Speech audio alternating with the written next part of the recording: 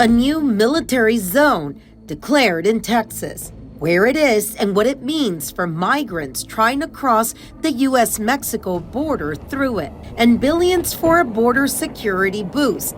Walls, tech, and surveillance, where the feds are proposing putting it all. I'm Yami Virgin with Sinclair Broadcasting, and this edition of Immigration Crisis, the fight for the southern border. It's a second military zone declared along the U.S.-Mexico border. This one is near El Paso's Fort Bliss. And what it means for migrants now caught crossing there, you're about to hear. Miles of open land, beautiful Texas country that for many means finding the American dream if they can cross the border undetected. Border Patrol has a group spotted on camera. Terrell County Sheriff Thaddeus Cleveland keeps an eye on the border with the help of Border Patrol and DPS. As of last week, parts of the U.S.-Mexico border, about 300 miles away from Terrell County, have been reclassified by the Department of Defense. A 63-mile stretch near El Paso has been annexed as part of the Fort Bliss installation, giving active duty troops the authority to detain anyone who enters without permission.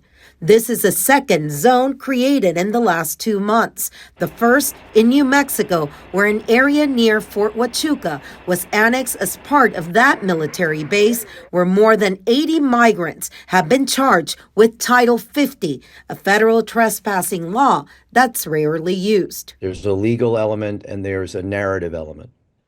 And on both of those fronts, I have to concede it's definitely creative. It's not something I wish had happened. Because I don't think I personally don't think it's a positive policy decision. Retired U.S. Army Lieutenant Colonel Geoffrey Corn is now the director of the Center for Military Law and Policy at Texas Tech University School of Law. He explains that under U.S. law, troops are not supposed to enforce domestic laws, but the administration found a way to sidestep the law by declaring public land a military installation. By expanding these military installations through an invocation of the National Emergencies Act, which means the president, while he normally would have to go to Congress to do that, is able to do it on his own.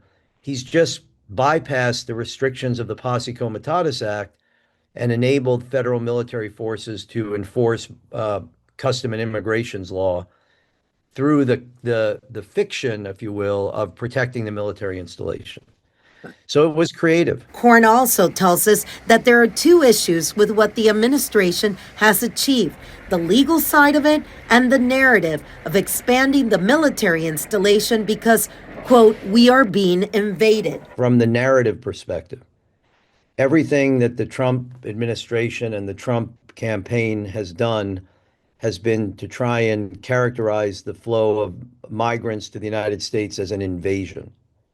Sometimes even the invocation of the Alien Enemies Act on the theory that it's a predatory invasion. The former military colonel also worries that soldiers are trained to be in areas of combat, not enforcing civil law. Their mentality for use of force is more instinctively aggressive. That's what you train for in war. Sheriff Cleveland believes they could be used in a different way. And I've always said, why not bring the Department of Defense down to the border to train their pilots of the unmanned aerial systems? You've got a real live area that they can actually train, detect people, assist with apprehensions. The same thing they would be doing in a battlefield overseas somewhere, they can do right here on our home border and actually add further protection to the border.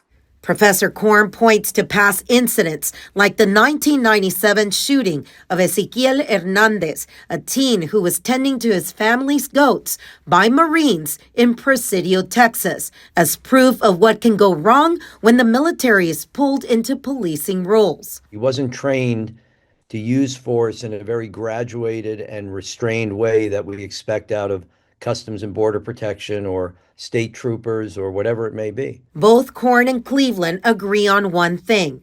The number of migrant crossings continues to decline since last year, and the National Guard units already deployed by the state as part of Operation Lone Star have been doing the job intended. And the interview with the colonel was actually very interesting, and you learn a lot. And I really wanted people to hear that this week. So here's the whole interview with retired Lieutenant Colonel Corn. Second one. So here's the entire interview with retired Lieutenant Colonel Corn, who now teaches at Texas Tech. When you heard this was happening, a second military zone in El Paso, in the El Paso area, what were your initial thoughts? Well, as I told the reporter for the Texas Tribune, although I don't think it got in there, I think my reaction was there are two elements to this. There's a legal element and there's a narrative element. And on both of those fronts, I have to concede it's definitely creative. It's not something I wish had happened, because I personally don't think it's a positive policy decision. But let's look at it from those two angles. From the narrative perspective, everything that the Trump administration and the Trump campaign has done has been to try and characterize the flow of migrants to the United States as an invasion. Sometimes even the invocation of the Alien Enemies Act on the theory that it's a predatory invasion. And we hear this all the time. So what manifests objectively reinforcement of that notion of invasion? Well, put the military on the border, because the military's, I mean, probably the most fundamental job, although we haven't had to do it, thank goodness, for a long time, is to repel an invasion. So I think in some ways, and you know this because of your reporting on the border, this is a solution in search of a problem, because the numbers and the type of people that are coming across that border objectively contradict the narrative of invasion. Even when we would see these caravans heading up to the border, right, which seemed a little bit ridiculous, but it didn't look like an enemy army was attacking the United States.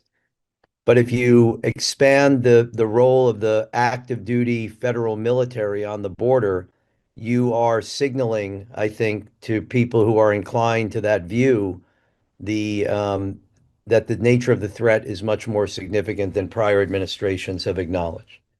From a legal perspective, it was very creative, because to use the active duty military in a law enforcement capacity, and what by law enforcement, that means is they can do things police or customs and border patrol agents could do. They can stop you, they can question you, they can request your ID, they can, in theory, apprehend you.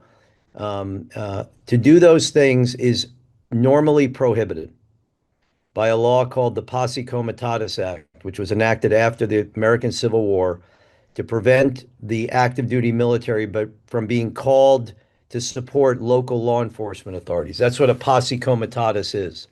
It's like the old Western movies where the sheriff says, I'm calling up every able-bodied man in the jurisdiction to be a posse. Well, you couldn't do that to the military because Congress enacted a law that said you're not allowed to use the military for domestic law enforcement unless it's authorized by statute or the Constitution. Now, there is a statute that authorizes the use of the military to help the police deal with a domestic crisis. It's called the Insurrection Act.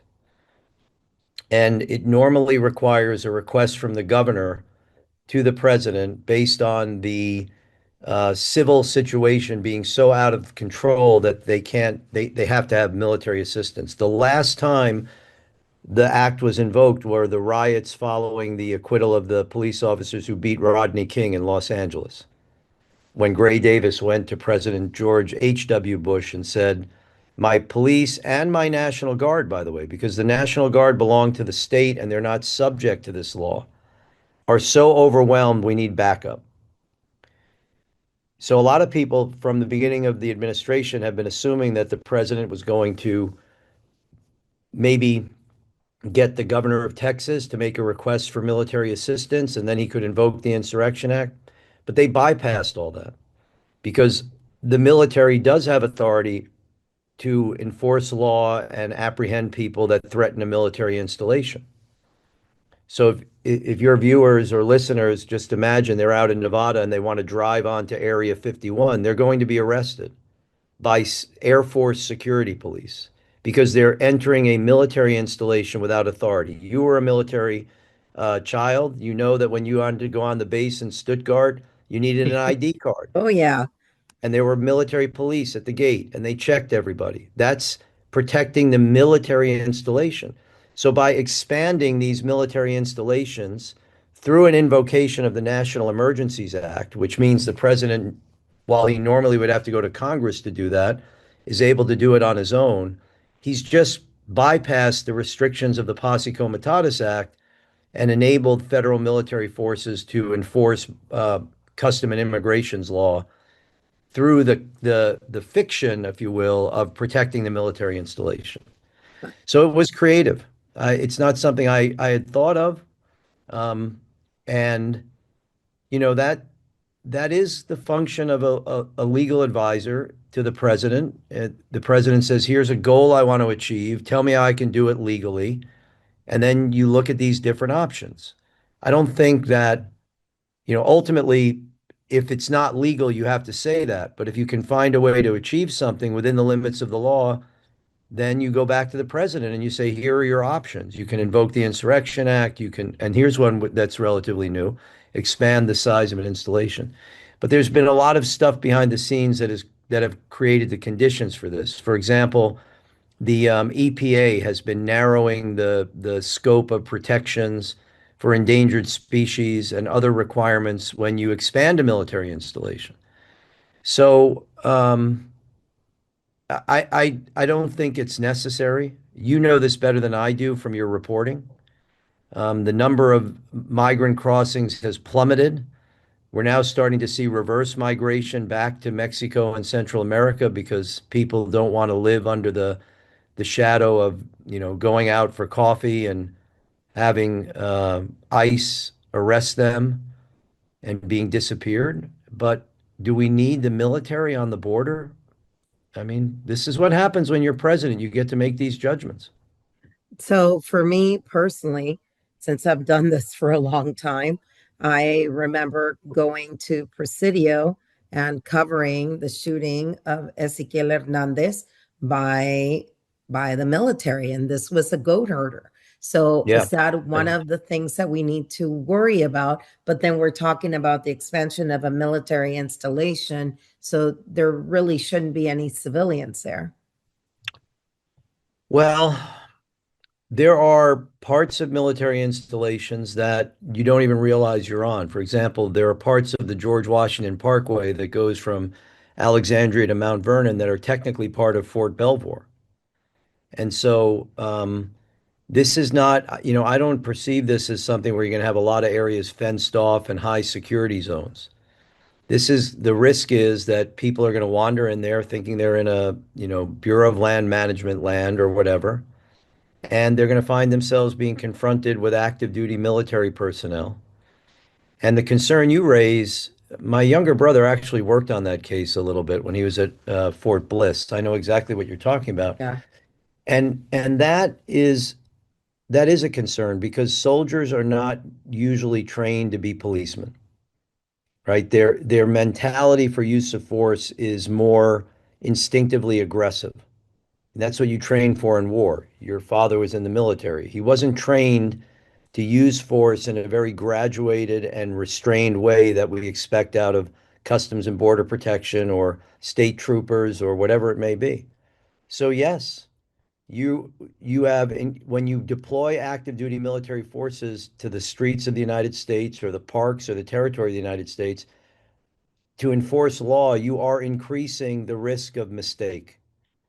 And this is why, even when in the past, for example, in the LA riots, when President Bush ordered soldiers from Fort Ord, California, and Pendleton in San Diego, Marines, to go help the LA situation, they created teams where you would have one police officer and then a number of military personnel. And the idea was they were giving the police officers some muscle, but if anybody had to be arrested or questioned, we would want the police officer to do that. You want the police officer in charge of that little team because the police officer is trained how to deal with these situations. Um, Yeah, and you might remember in Hurricane Katrina when the soldiers from the 82nd Airborne were rolling in, and that wasn't even a law enforcement mission, but they were armed for self-defense like anybody else. And I remember General Honore on the corner in downtown New Orleans screaming at the soldiers to take the magazines out of their rifles. Like, you're not in Iraq anymore. You're in New Orleans.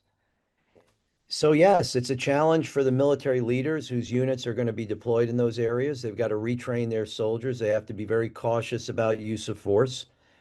And let's hope that there is no incident. But I think inevitably there's going to be some confrontation with U.S. citizens in those areas, and we don't know how it will evolve.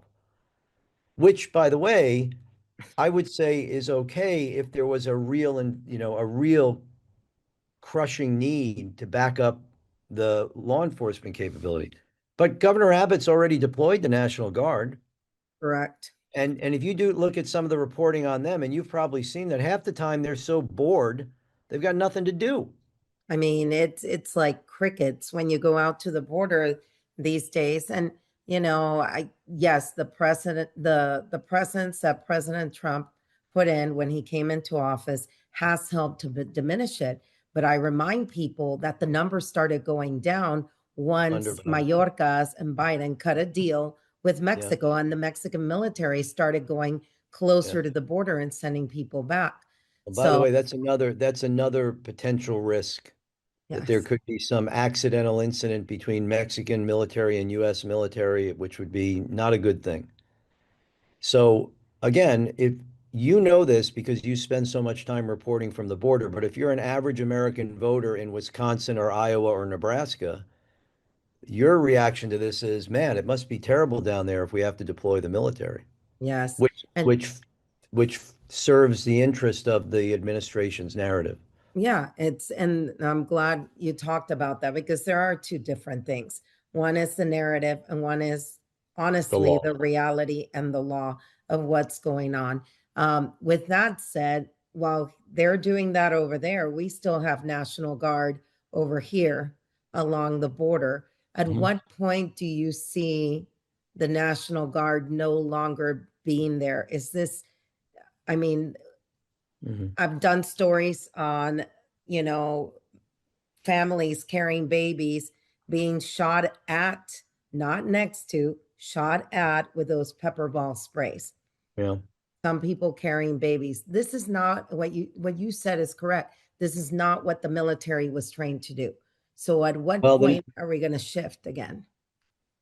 well, I don't think that this is designed to relieve Governor Abbott of his interest in deploying the National Guard. I think he has his own narrative that he's benefiting from, correct?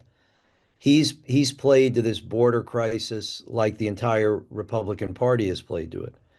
So they can operate. The benefit of the National Guard, by the way, is they're not subject to that restrictive law, so long as they're working for the governor. If they're called into federal service, then they're subject to that law. But normally what happens is, even in the LA riots, the president didn't bring the California National Guard into federal service. He left them under state control because they have more authority to act under that umbrella. So Governor Abbott doesn't have to worry about, is the area a military installation? He can use the National Guard wherever he wants to. So I think this is, again, it's going to be limited to those areas where the Secretary of Defense can expand the zone of the military facility, kind of federal lands that are not under state authority right now. And then they'll continue to rely on the state to put the National Guard soldiers in other areas to reinforce that perception of guarding the border. You being a military person, what do you think's going through the minds of those soldiers that are out there now, that now their duties have now include taking care of an immigration problem Yeah, that's I actually mean, declining? I think you get a lot of different answers from the troops. I don't want to speculate. I think, look, for some of the soldiers, I remember when they were loading on the plane to go to Bosnia, and a CNN reporter went to some private and said, "Why are you going to Bosnia?" He said, "Because my sergeant told me to." Right? So for some of them, they do what they're told. It's But I do think there is going to be a minority of service members who feel like this is not what I signed up for. Um, and then there will be some who think they're very excited about being able to help advance what they believe is the security of the nation. I think you'd have a variety of different reactions, even higher level commanders. Some will view it as, they won't say it, but they'll view it as a distraction from their normal training and warfighting mission. Others will think of it as a beneficial operation because you have to get the troops there, you got to feed them, you got to provide fuel, food, shelter. So they're practicing deploying and practicing conducting operations. I don't think you would ever find any type of uniform sentiment within the military, and they shouldn't be talking about it that way anyway, because the orders are lawful until a court says otherwise, and their duty is clear, which is to obey the lawful orders of the civilians appointed above them. So they're going to do their duty, and it's just going to create challenges. I mean, if you take a unit from Fort Bliss or Fort Cavazos and send them down to the border, you're putting them in an environment they've never been trained for, Yeah. and that's going to take a lot of effort to prepare them for that mission. Let me ask you this. I know what keeps me up at night being out on the border when I go out to Terrell County, Sanderson, when I'm out in the brush in the middle of the night, and most of the people they're picking up are people that want to come work here, most Of of them. course. But what keeps me up at night are the people that we're not stopping, the people that belong to terrorist groups that have gotten in. I mean, there's no way that they have not gotten in. Mhm. We try and try. I know in Panama, they've stopped, I think it was last month or the month before, 8 people on the terror watch list. Mhm. So what else are we not doing to protect the border other than what we're seeing right now? Expansion of a military installation. That's like an easy place to cross. What about the other areas? Well, listen, I mean, I started my career as an Army intelligence officer. For every measure, there's a countermeasure, right? If the money is right and they're determined enough, people will get them across the border. You can build a wall along the whole border. They'll figure out ways to penetrate. Look what happened in Gaza. Gaza had one of the most impressive border security walls, electrocution, surveillance cameras, and Hamas figured out a way to bypass it. You're never going to stop everybody. What is worthy of consideration is whether the allocation of resources to the border and to immigration control are distracting resources that could be used more effectively for counterterrorism within the homeland itself. For example, the FBI, right? The FBI, the reports are that they've shifted their emphasis to illegal immigrants and drawn it away a little bit from counterterrorism. Um, I think you bring up another very interesting point is where's the choke point? If we're going to deploy the military somewhere to as a choke point, the Darien jungle of Panama is the logical place to be because if you can cut that off, they're not going to get, everybody from Venezuela, South America is not going to get through to Central America. So one of the responsibilities of political leaders, civilian political leaders, is to make decisions on resource allocation. President Trump ran on an agenda of strict enforcement of border security, and you can't argue that that he shouldn't be trying to deliver that. That's why he believes he won the election, among other reasons. But it is fair, I think, for the American people and for members of Congress to ask whether this is the best allocation of resources. Just because it's lawful doesn't mean it's right. And just because it's lawful doesn't mean it's the best course of action. The but the reality is, and I think the administration knows this, they've got a Congress that's largely abdicated its role as a branch that scrutinizes the executive, not necessarily challenges, but there's not even scrutiny. They at this point, the Republican majority won't even say, hey, come in and explain to us why this is the best use of resources. It's just, well, he wants to do it, we're going to support it. And I understand the politics of that, but this is what I told another reporter the other day. he asked me at the end of the interview, do you think this is a good idea? And I said, whether or not it's a good idea is very subjective. There are some people who are going to think it's a great idea because it, as you say, it makes it harder for nefarious actors to get through the border. There are some people who are going to think it's a terrible erosion of protection of civil liberties because you're using active duty military. Some people may be ambivalent, but I would ask all of them, if you think this is a good idea, is this the way it should be done politically?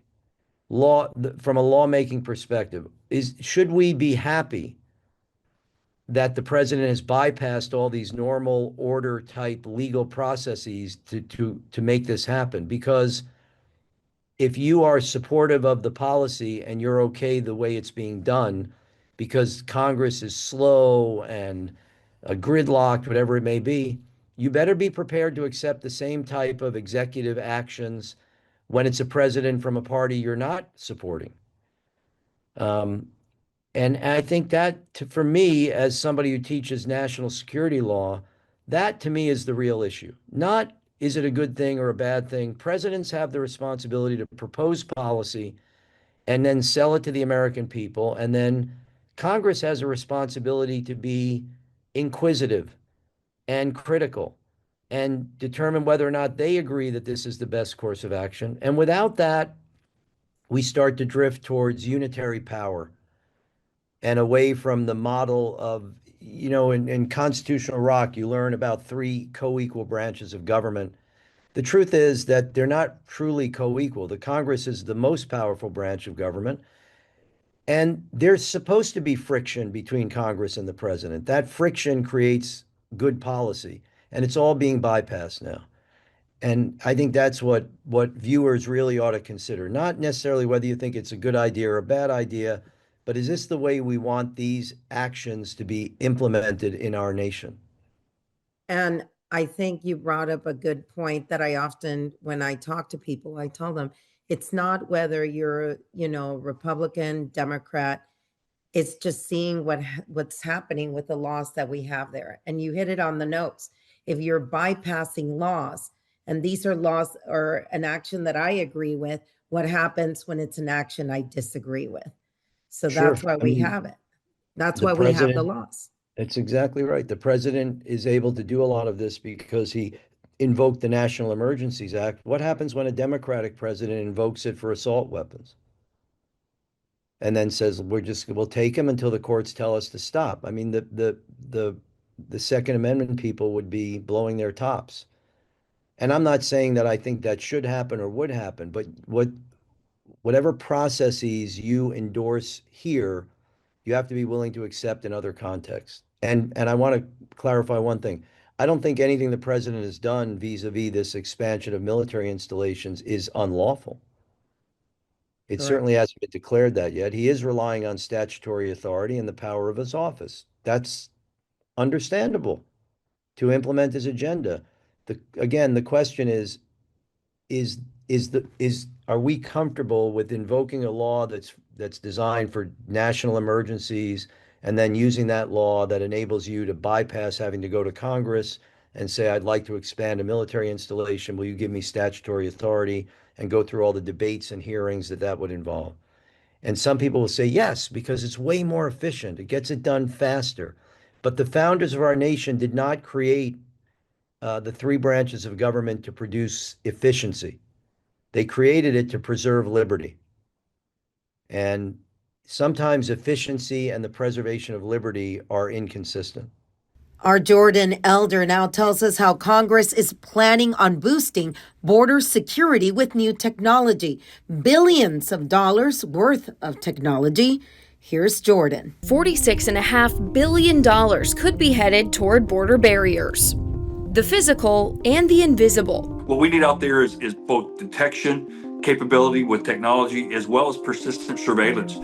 Sheriff Thad Cleveland in Terrell County says the House Homeland Security Committee is right to prioritize this. They're calling for more than 700 miles of border wall construction, something the Trump administration is already trying to get moving. More than 85 miles of new border barrier are already in various stages of construction and planning.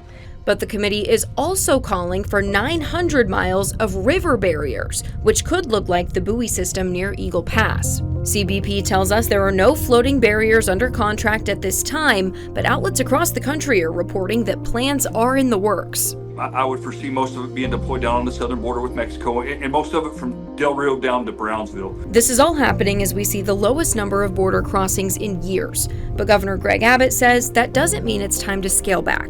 If we let the foot off the gas, that's just going to send the signal that, once again, it's going to be easier getting in. Which is why he told a coalition of border sheriffs that he's pushing to keep consistent funding for their operations. The state's budget will be finalized in the next few weeks. Monetarily, you need these ongoing resources. The House committee is also looking to put billions toward new CBP facilities and hiring thousands of personnel, plus better surveillance and inspection technology.